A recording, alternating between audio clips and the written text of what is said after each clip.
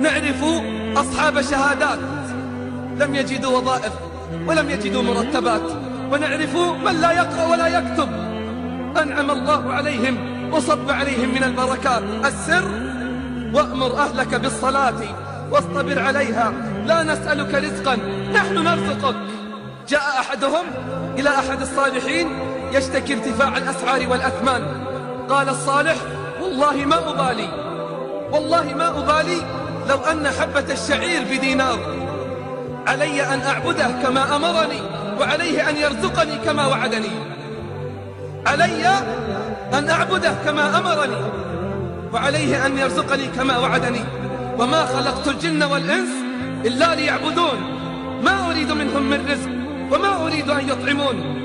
السر: وأمر أهلك بالصلاة واصطبر عليها لا نسألك رزقا نحن نرزقك، والعاقبة للتقوى.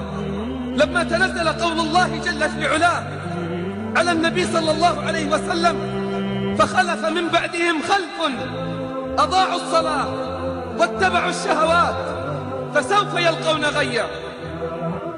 يقول النبي صلى الله عليه وسلم باكيا، يقول: يا جبريل تضيع أمتي الصلاة، يا جبريل تضيع أمتي الصلاة.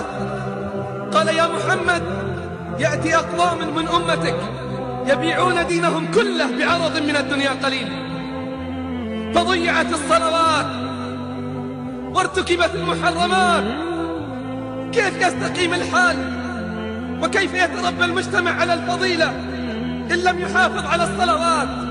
أليست الصلاة هي التي تنهانا عن الفواحش والمنكرات؟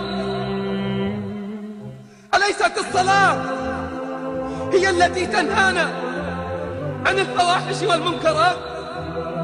يكفينا أمرا ربانيا واحدا حتى نعلم عظم قدر الصلاة عند الله. أما يكفيك أن الله افترضها فوق السماوات؟ أما يكفيك أن تعلم من قدر الصلاة وعظم شأنها عند الله أنها فرضت فوق 7 سماوات وهو بالأفق الأعلى؟ ادنا فتدلى فكان قاب قوسين أو أدنى فأوحى إلى عبده ما أوحى.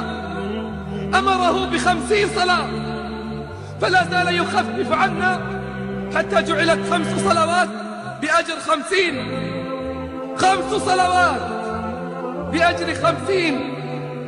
الصلاة نور، كيف تستطيع أن تسير في الظلمات؟